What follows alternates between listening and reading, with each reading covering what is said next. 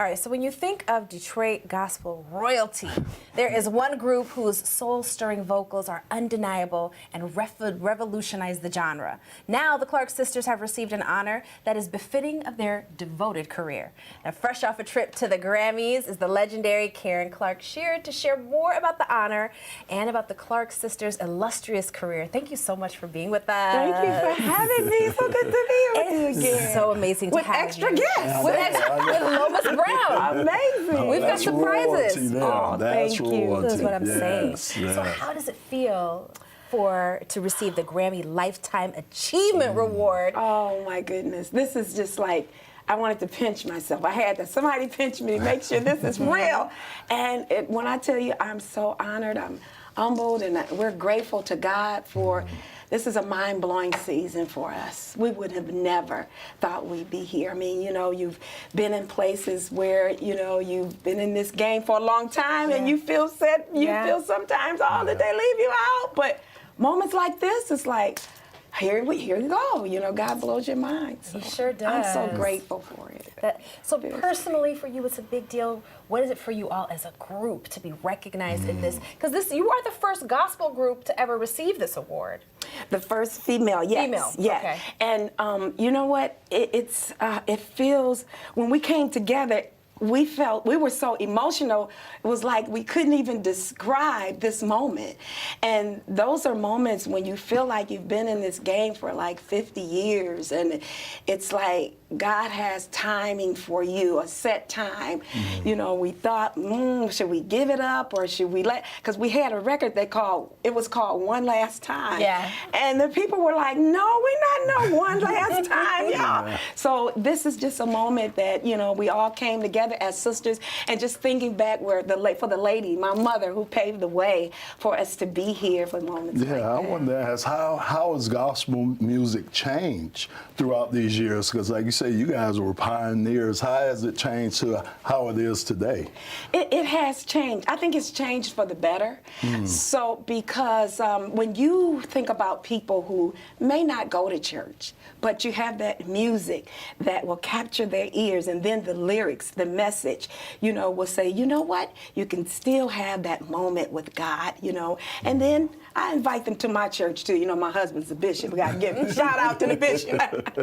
So yeah, it's good to see the change in the gospel music industry. I mean, you have different types of music where it can reach everybody. So it's good to see the change. Okay, now you've been nominated for 14 Grammy Awards, most recently for the Best Gospel Performance, and you've won 4 times. Is it true that they say, you know, being nominated is enough of an honor, or is it so much better when you win? You know what? To me, it's an honor, both. I won't complain if I don't win, but it is better. You knew I was going to say it. I love that. It is better when they call your name and you're like, no, not me. And then we play it off and say, yes, God did it. So, I love the honesty. I love it. Yeah. But now, speaking to Lomas's point, you know, gospel music has changed and evolved so much, but the Clark sisters has influenced gospel and mainstream music for years. How does it feel to have such a large impact on the entire world of music? I mean, you've got artists like Janelle Monáe, Chloe Bailey, one of my personal favorites, Stevie Mackey as admirers. What's that like for you? It's like encouraging to us to even know that most of the artists came out of the church, and to remember us, to just look back and remember us on the years of when they were growing up. I heard Beyonce say, when I was a little girl, we used to sing your song.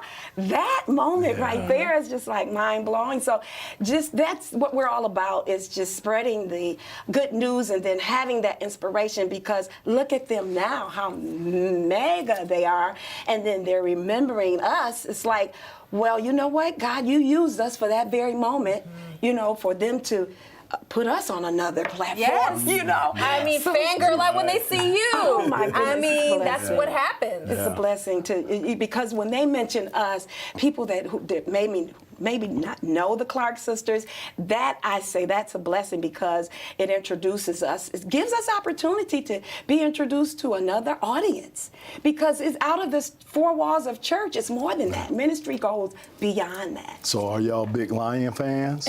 Oh, Were y'all ready? I know.